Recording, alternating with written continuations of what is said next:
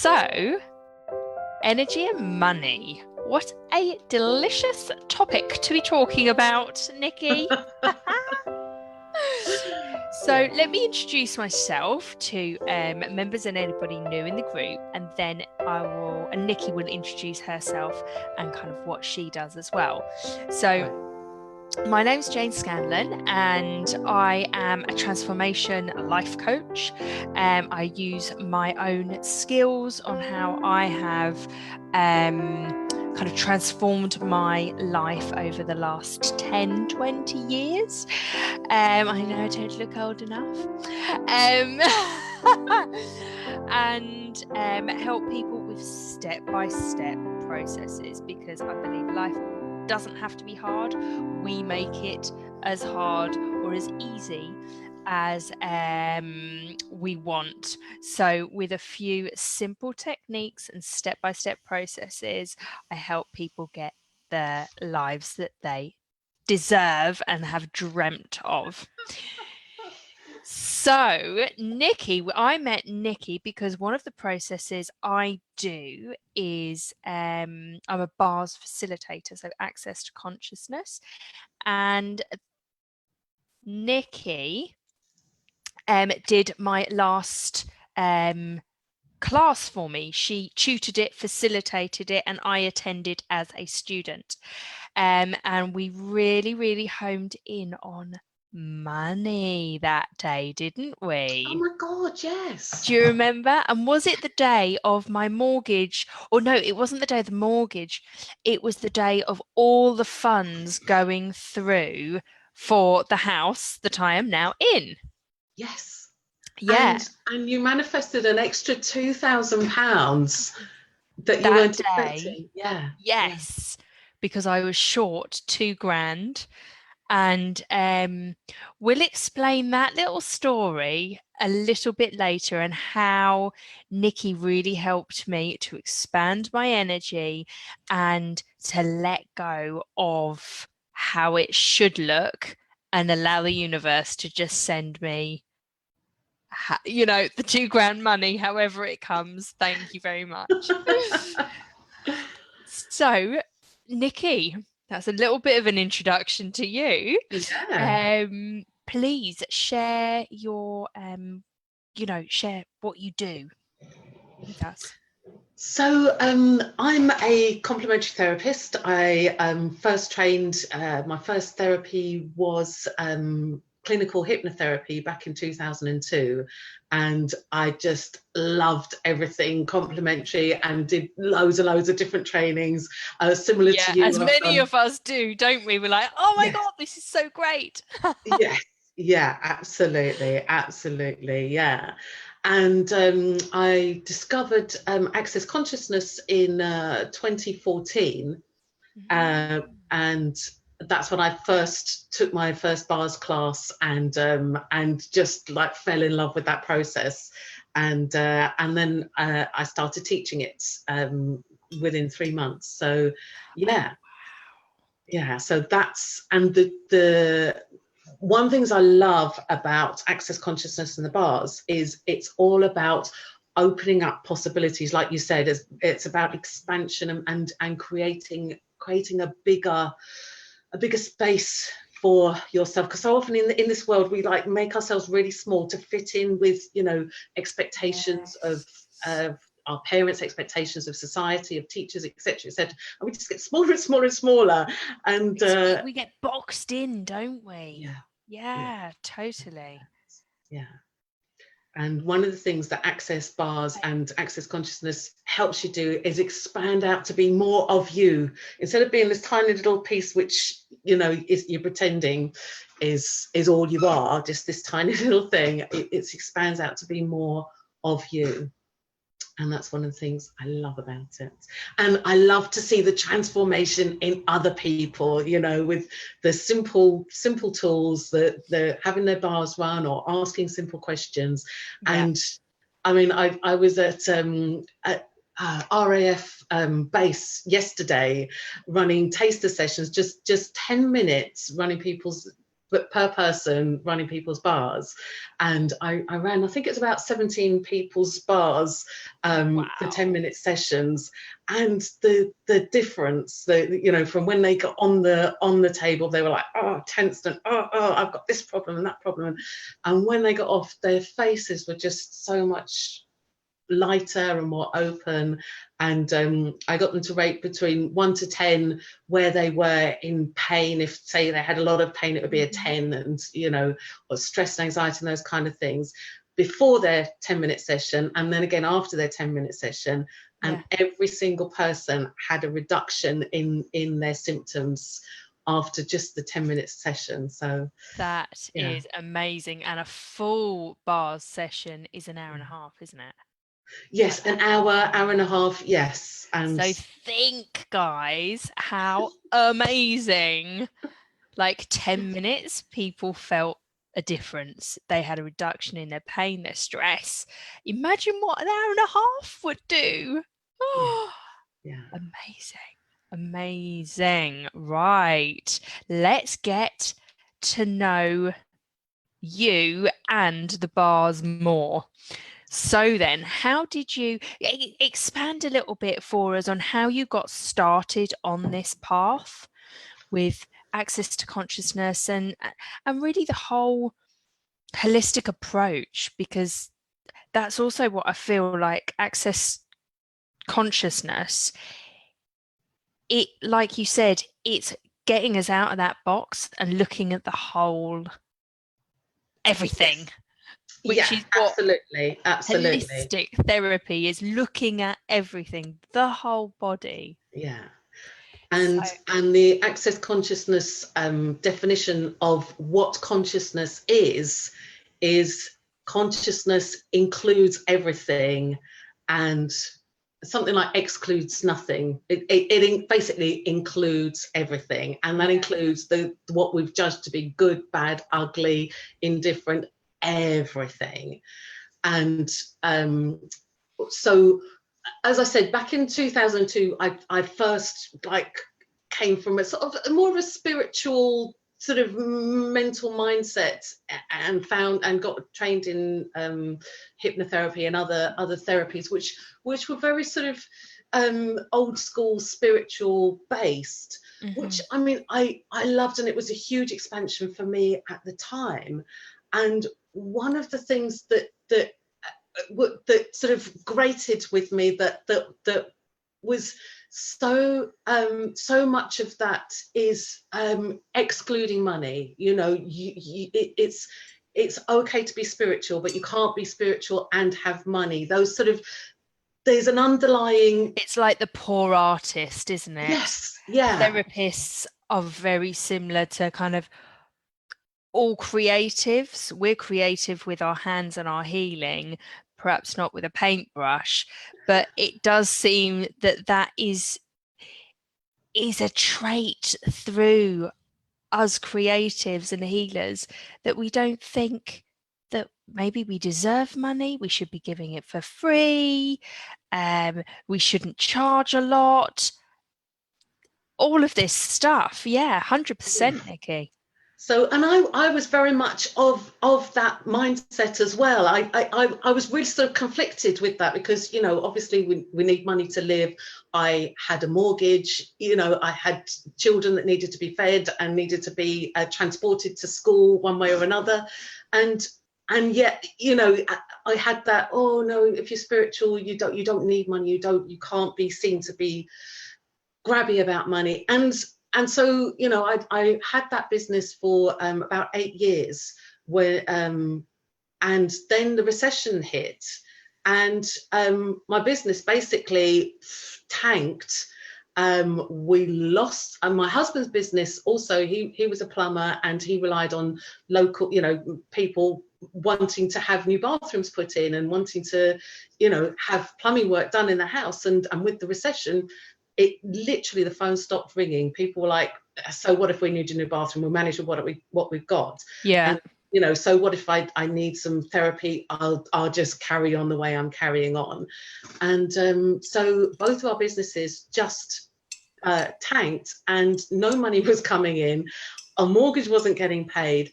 We lost our home, and Wow. basically ended up, my daughter, she'd just got herself her first flat, and she was in the first probationary period of her flat. She had a 1-bedroom flat with her husband, and they were all 5 of us were sleeping in her tiny little flat, loads of us on the floor and on sofas, and and we had no home, we had no money, and we were relying on other people. And as a grown woman, how old was I then? I was in my 40s, and I so much judgment about me being wrong, about not having any money, and like having messed up massively about money. And so I went into a 9-to-5 job, creating my own business. I decided that was too much hard work. I was very emotionally down on myself, and depressed, and very, very low. And so I went to work for somebody else, and I thought, forget therapy, I'm just not good enough. Yeah. I can't make money from it, and all those things. And it wasn't till about 3 years or so later that I just happened to meet someone who ran my bars and introduced me to Access Bars. And then suddenly it all opened up again for me, and I fell back in love with complementary therapies. And one of the things about Access Bars is it's okay to want more. It's okay to have money and make money. Don't just do it for the money. Do it for the change it can bring you, the consciousness it can create for yourself and the world and the planet and your clients, and be willing to receive money for it as well. And that changed everything for me. So, because yeah. No, that's fine. Yeah. Because I was going to say that I think it's really good that with the Access Consciousness courses, they set what the prices are, and they're not low prices. So from the get-go, they are asking their facilitators to step up and receive this money. What you're doing is you're not just changing one person's life by coming in and having their the bars day. You're changing their lives, you're expanding them. That energy then expands into their family, into their friends, into their job, their business, into the world. And it's seeing it from a different viewpoint, isn't it?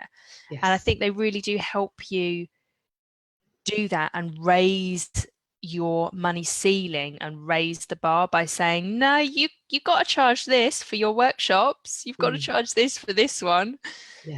Yeah. And they're all about for what reason would you undervalue yourself? For what reason would you undervalue these amazing tools? Yes, you can offer to give free sessions for friends and family and things like that. And what else is possible when you charge certain rates? Because I don't know about you and the viewers, how often have you thought you can't afford something, and then you've wanted it so much, it's been such a strong desire in you, you have found the money. Whatever your financial situation was, you have found the money and amazed yourself and amazed people around you. And that's one of the things, like you said, is stepping into, if you want to do one of these courses, you will find the money, you'll find a way to make it happen. And also another thing about the energetics of money, often when we say, pulling money into our lives and the energetics of money, we think of just cash or money in our bank account. And what if we were to expand that into more like getting free courses and getting free treatments, or people gifting us things like clothes, or a friend gifted me a week in her holiday home in the south of France, and things like that. that's sort of, so if we expand the concept of money to being other things and other gifts as well, and yeah, what else can we create with that? What else can we create? That is good. What would you say the one question that people always ask you? It could be general, it could be about money, it could be about just your skills, your ninja skills.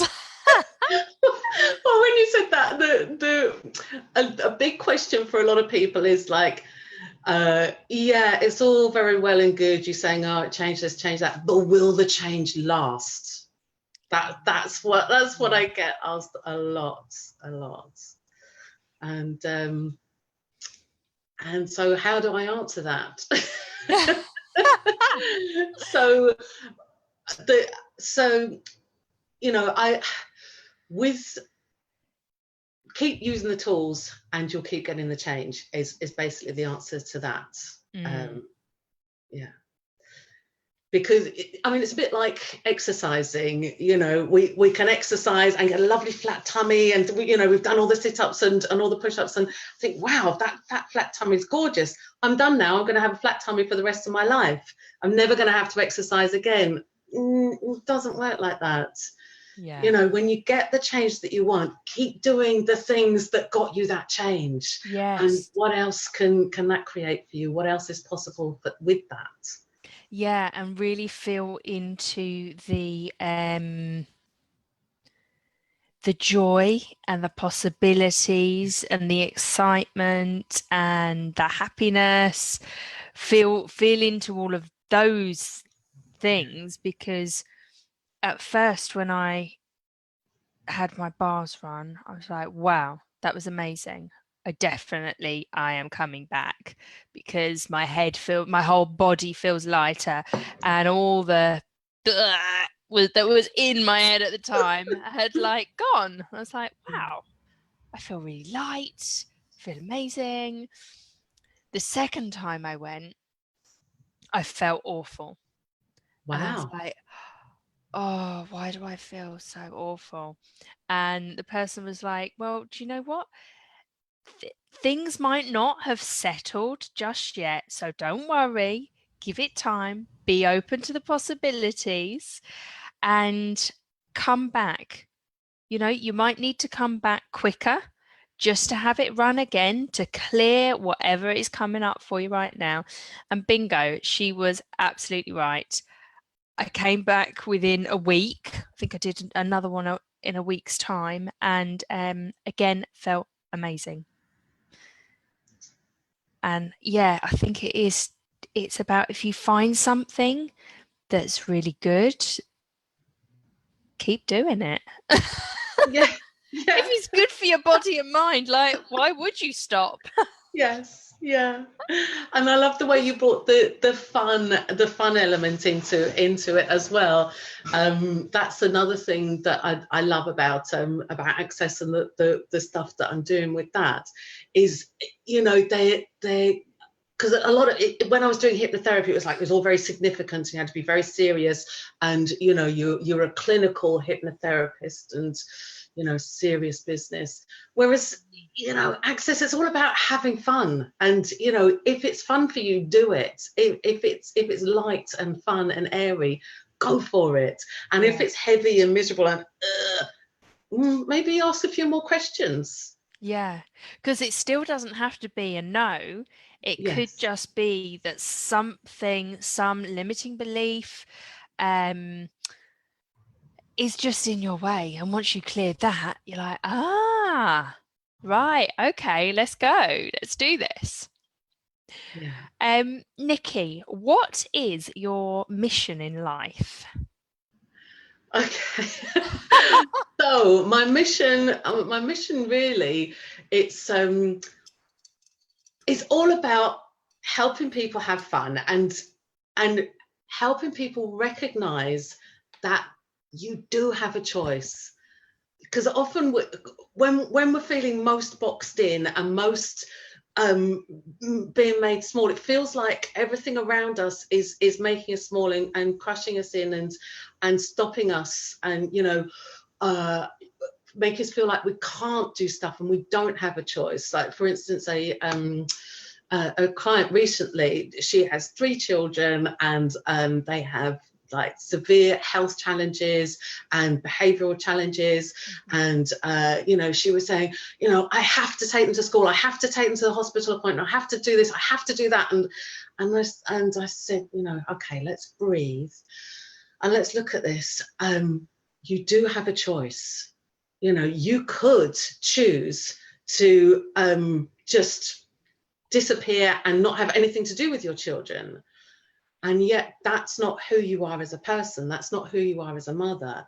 You are choosing, because you care about your children, you're choosing to be the one who takes them to this appointment. You're choosing to take them to school on time. You're choosing to make sure that they get this nutrition and all the other things you're doing. And just simply by changing that little bit of energy, that little, looking at it slightly differently, she breathed and she said, yes, you're right, I do care. And then we looked at what else is possible within those choices. Could she choose to perhaps have a friend pick her child up from this one at that time, and choose beyond that? Yeah. And because when we feel like we have no choice, then that's a horrible place to be. And even if our choices are, okay, I'm choosing to have a cup of tea right now, I'm choosing to stop having all these horrible thoughts and just have a cup of tea. Even if they're small choices, it opens, choice creates and opens up possibilities. And then we can choose again and choose again. So my mission is to invite people to more choice. That's beautiful. I've got all goosebumps, tingly. Definitely love it. What have you learnt that you wish everybody knew? Sorry, you went really quiet there. What have I learnt that I wish? What have you learned that you wish everyone knew? Oh, what a lovely question. These are young questions. You're not wrong. Oh, that is good. That is good. Yeah, you're not wrong. Everything you do and everything you say is not wrong. That was like massive for me. Years ago, before I went on this personal development and therapy healing journey, I used to, my big question, the running in my head all the time, is what am I doing wrong? What am I doing wrong? Why am I wrong here? What's wrong about me here? And through all of this, I've realized, okay, so what if I wasn't wrong? And what if I could just make a different choice? So yeah. And so that's what I would love other people to realize. What if you're not wrong in everything you do? What if you didn't have to be right? And what if you weren't wrong and it was simply down to choice and you could just choose, make a different choice? Yeah, I really like that, because we do get so fixated on what's right and what's wrong and what should be and what should not be. And I've been really kind of trying to release that from my daughter, and not, I keep on saying, it's not right or wrong, but what's the choice, blah blah blah. But there is, when they kind of get together at school, there is a lot of right and wrong and you and them and all that kind of stuff. But it is just planting those seeds in children and in adults about choice, and that it's not right and it's not wrong, it just is. Make the choice. and it's okay if you made a choice which has turned out really and yes. Don't make yourself wrong for it. Simply choose again, choose something different. Yes, I've been playing around with this, consciously choosing for a year or more, a couple of years, and all of the choices that I make consciously, even if they don't go the way I desire, and some of them have gone really meh, it hasn't played on my mind because I know that I did my best in the situation that I was in.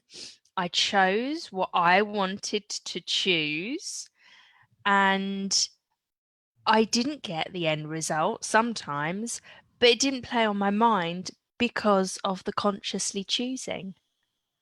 Fantastic. Because Yeah. also things never show up the way we expect them to. No, because we've got to be open to the possibilities, haven't Yeah. we? Yeah. And we by being boxed in, like you said earlier, with we box ourselves, we box our future in as well, don't Yeah. we?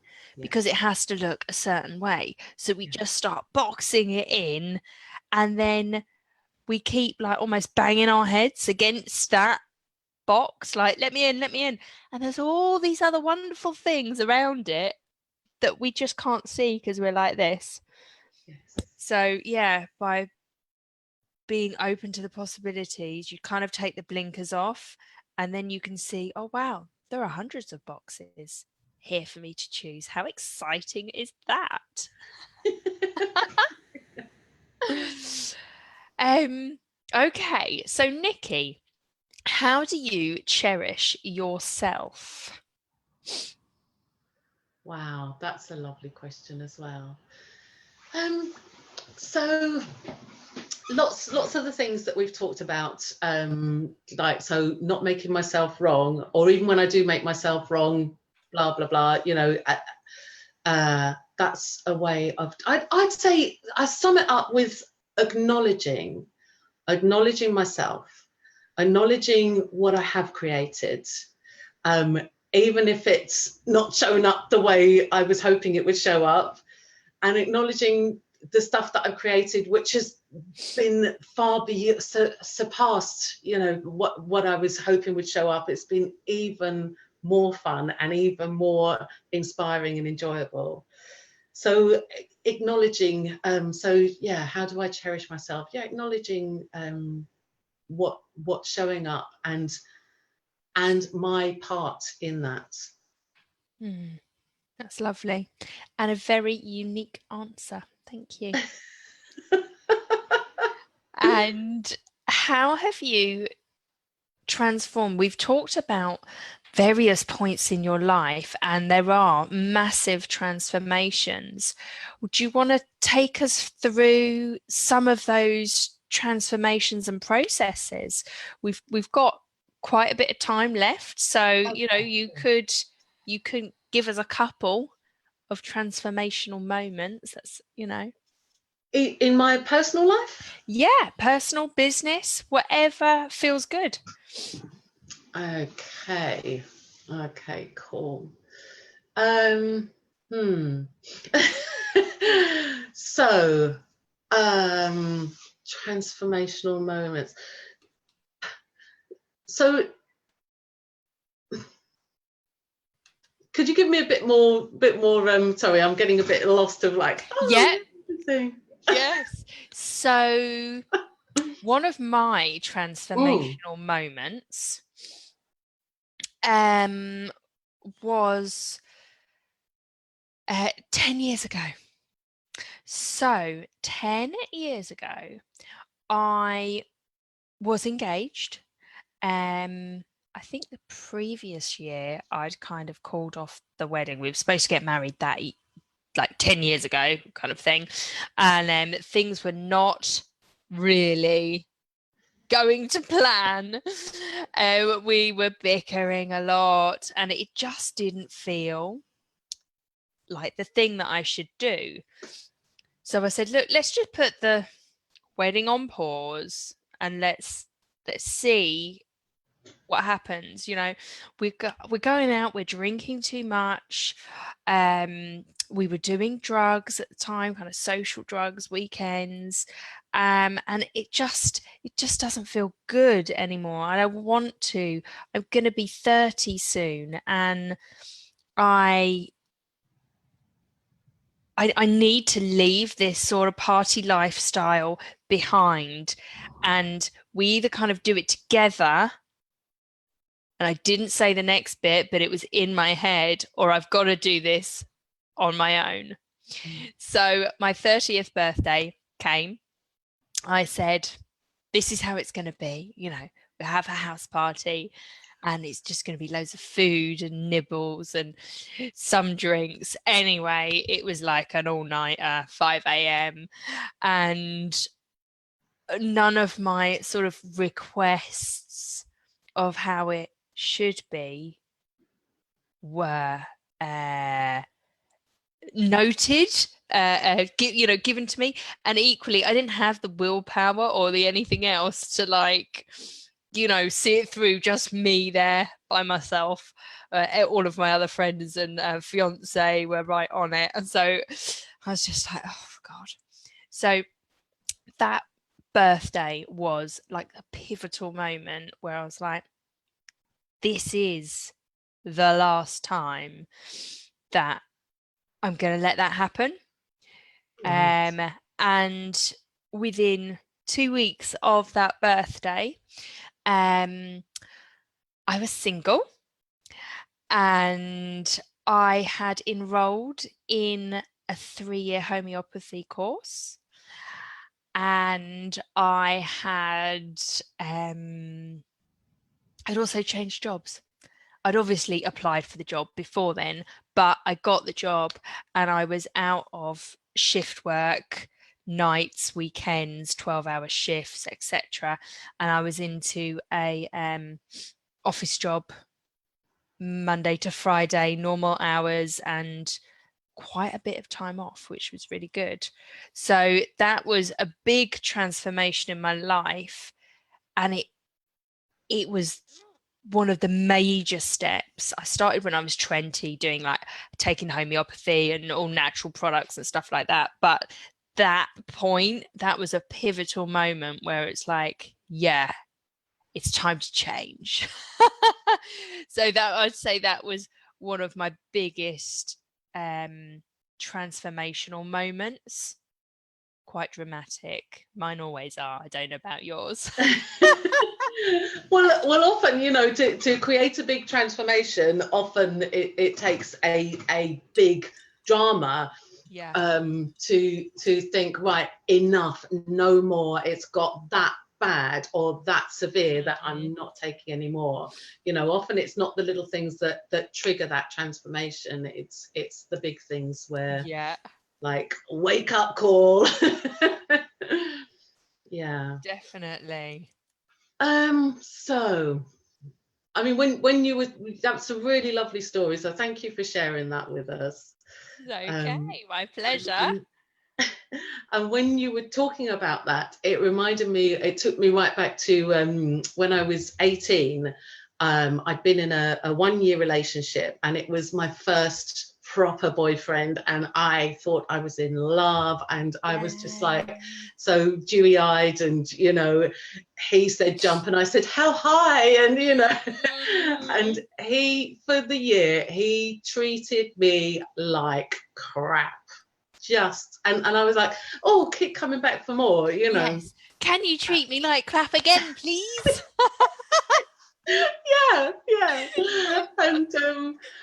And he broke up with me, and he broke up with me in such a explosive, such a horrible way, that it really woke me up.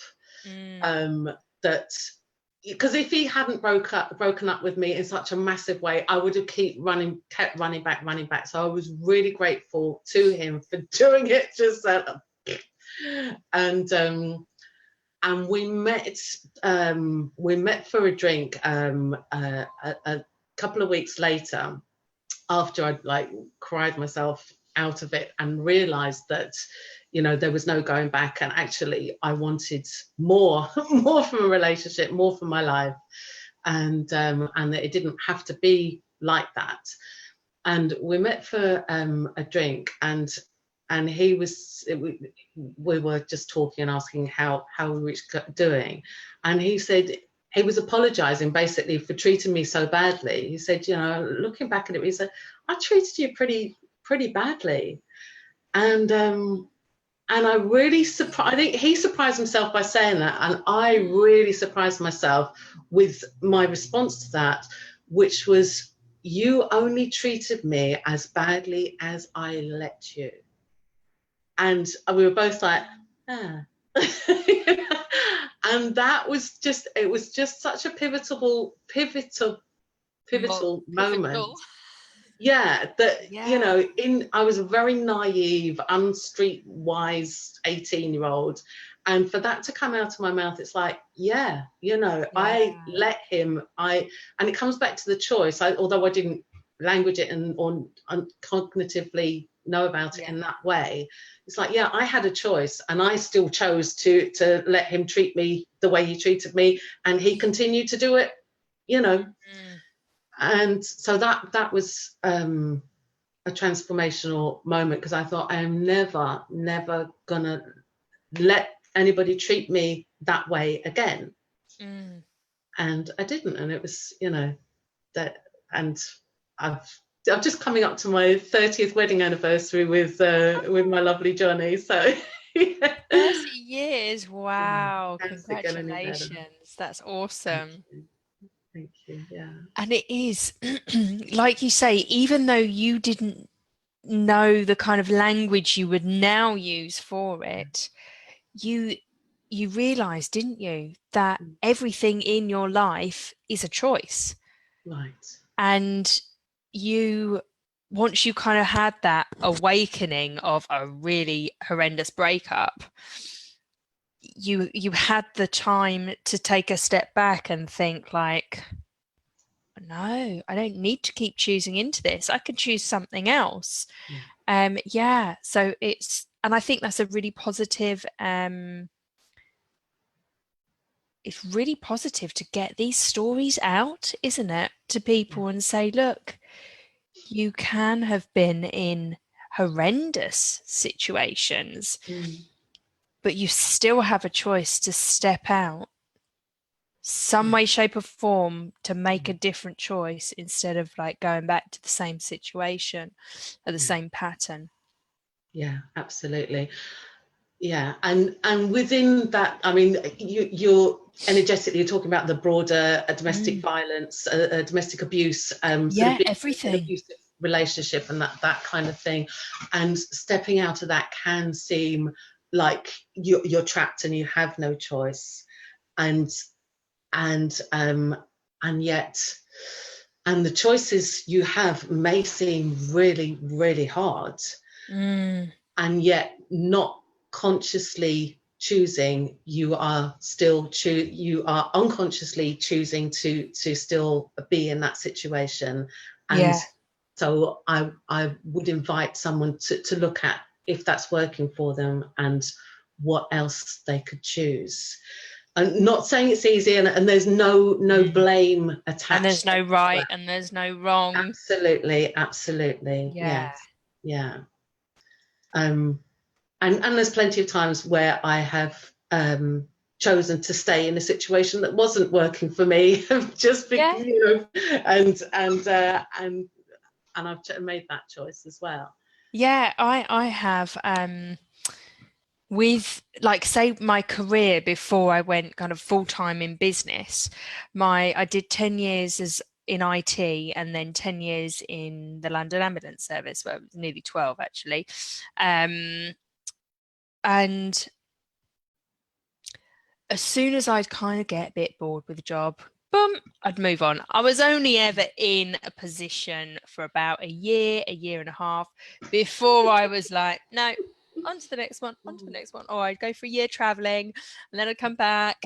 And it was very much like that up until I went into the office job when I was doing my 3 years homeopathy. So I did the 3 years in the office job and I was starting to get itchy feet again. I was like, right, going to start looking. And I was looking for my next job and I fell pregnant. And I was like, oh, what do I do now? Like, I know I don't want to stay here. I've kind of done my time here. I need to move on and up.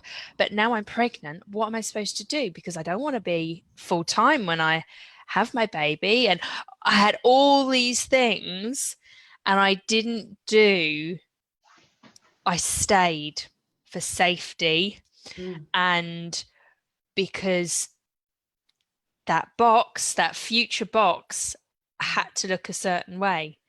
And I, my vision wasn't broad of how many possibilities there were out there for me. So as a consequence, I went back into an office. I really had to fight for part-time as well, which is quite unusual for the ambulance service. Normally it's a yes. No, the universe wasn't, it didn't want me to go back, but I wasn't listening. So I really fought for it. No, I want part-time and blah, blah, blah. I got it. And then I spent probably the next 3 years disliking the job. Probably being an absolute arse to work around as well, because I was miserable most of the time. That is one of the joys about not being happy. We share it with everybody. Pass it around. And one of the other joys about when you're willing to be happy and do stuff that lights you up and makes you happy, you share that as well. Yeah, definitely. Oh, choices, wonderful choices. Okay, so last question for you, Nikki. How have you upgraded your life? So this feeds into what we were talking about just now, about there has to be a big drama, a big to make a big decision. So I was like the queen of trauma and drama. Everything about me was like, oh, trauma here, drama there, oh yeah, and I was like, when I stepped out of it and look back at it now, I can see I was like feeding off although there were elements of it which are absolutely no fun at all, no fun being in constant trauma and drama and in misery and blah blah blah. And yet there was something in there that was feeding me, and so I managed to like step out of that, and so upgrading my life by saying, right, no more trauma, no more drama. I'm not choosing that anymore.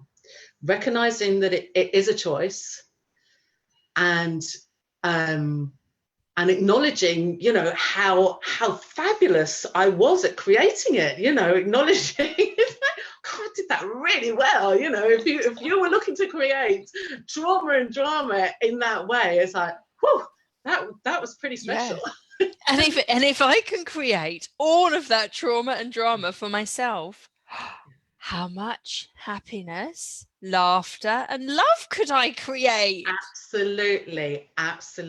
Yes, because when you're willing to acknowledge the crap that you create, then you're empowering yourself by saying, yeah, I am an amazing creator. And what else could I create that would be fun for me? Like you said, the laughter and, joyful. What life could I create? What elements could I create that light me up and feed me in a way that expands me and lights me up and expands the space around me and contributes to other people in a fun way, instead of like the miserable ripples of like, oh my God, don't want to be around her, but oh, you have to.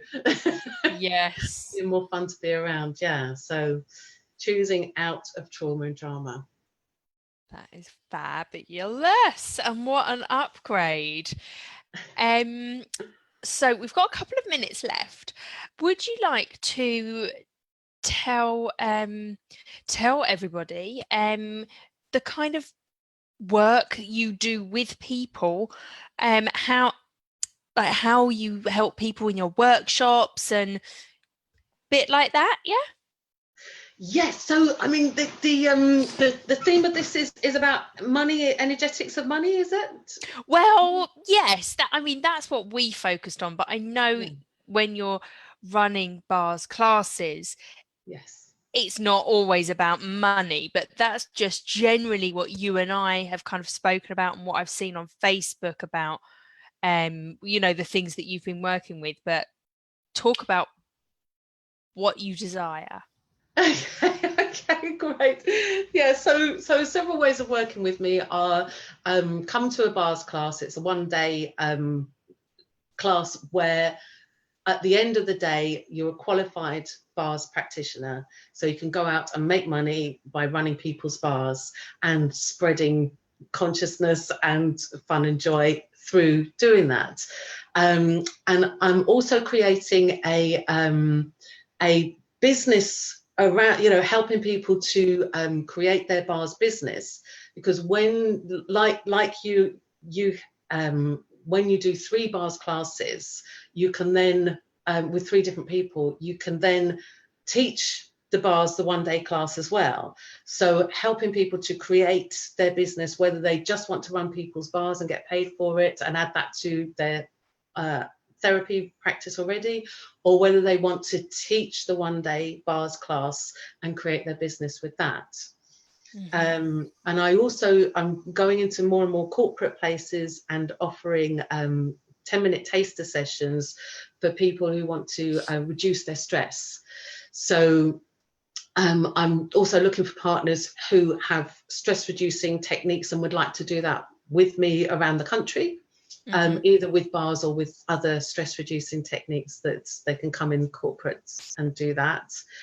And I'm setting up a 5-day challenge, which I'm just at the moment, the working title is Create £1,000 in 5 days challenge. Nice. So, and that will be starting on Monday, the 4th of June. Right. So that week we'll have fun things. We'll have an email every day. We'll have a short Facebook live every day, and it'll be completely free to join in and create. Yeah.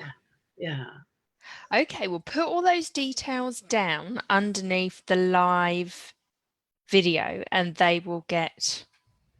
everyone will be able to kind of connect with you, especially if they want to get on that 5-day free challenge, which I would definitely recommend. I'm going to go for it. Thank you, Jane. It's okay. Give us just your last kind of words regarding. Oh, we were going to speak about my 3rd bars class with you and the money. Oh, yes. Yeah. Okay. So money and energy. So, oh yeah. So when Nikki arrived at my house to do the bars class, I was rather in a bit of a panic because I'd got all of the sort of bills through from the solicitors and the this and the that, and I hadn't quite calculated things correctly. And the mortgage company had taken their fee out of the mortgage money. So I was 2 grand short. And I had no idea how I was going to get it, but I didn't want to ask my parents, did I? Because the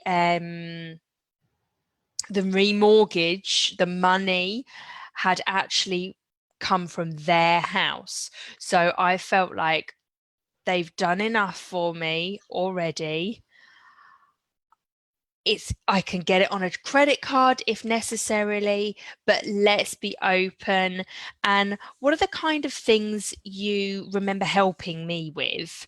Can you remember that day? Well, I remember it was 12 o'clock. You were going to exchange contracts. So Yeah. you were you we did an energy pool, didn't we? We Yeah. started the day with an energy pool, and it Yeah. was to do with your house. And so an energy pool is it's like harnessing the the best of the law of attraction and guided meditation and harnessing the universe and to pull in through you what you desire.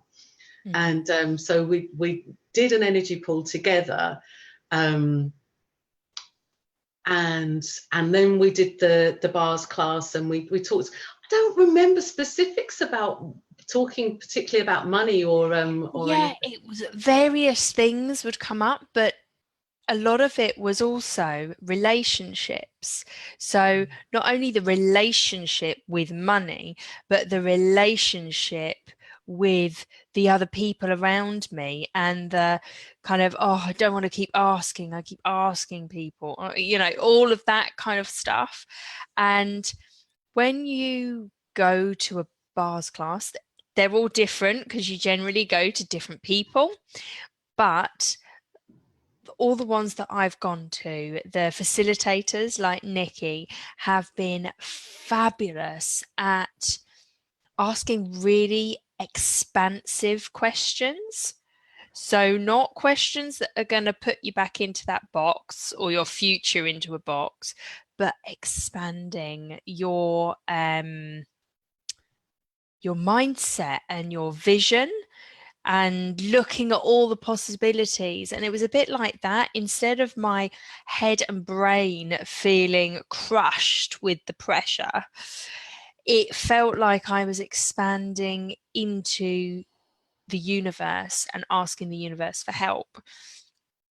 And anything that kind of came up that day, you'd ask one of your amazing questions, and we'd clear the stuff. We'd just clear the negativity and the limiting beliefs that came up, wouldn't we?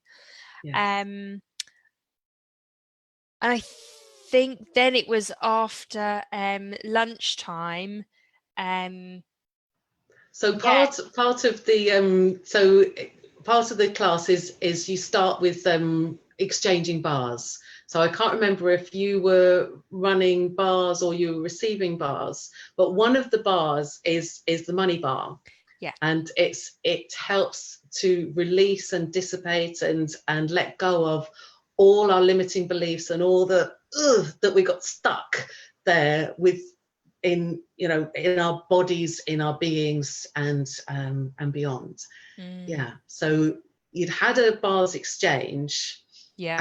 and then you're like, oh, I need to just in the break, I'll just pop and I've got to make this phone call. Yeah. And it was, I'd seen via, yes, everything exchanged absolutely perfectly. And the extra 2 grand, which I have paid back now. Um, but that was given to me without asking, by my mum, because she said, I've done the sums and I'm not sure if you've got enough or not, but I thought I'd better put this in to make sure everything went through on time. And, you know, yeah, that was like the icing on the cake that day. I was jumping around the house like, Yeah, you were like, I've got an extra £2,000, yay! And the solicitor, the phone call to the solicitor had all gone through, and yeah, yeah, and fantastic, everything was very done and exciting. dusted, and it was most definitely my house now. Yes, yes. Yes. And that is all to do with opening up to the possibilities of it showing up in multiple ways. Absolutely. And being willing to receive it. Yeah. Yes. Yeah. Being And the other thing is, you know, the mantra of access consciousness is all of life comes to me with ease, joy, and glory. It's allowing things to come to you with ease and not having to have things be really hard and problematic and yeah.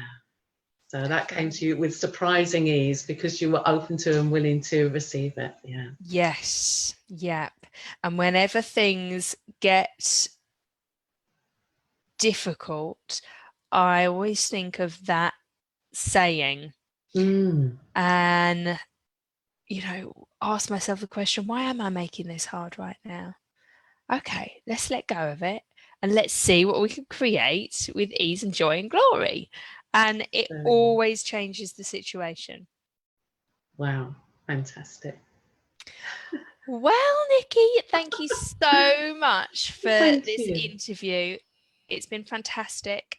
And I hope people know a little bit more about access to consciousness and also bars reading and know more about you, and we'll put in the details of how to connect with you underneath, and especially the upcoming 5-day challenge. Sounds fantastic. Energy and money truly connected, guys. Thank you, Nikki. Thanks, Jane. Thanks. Bye. Bye.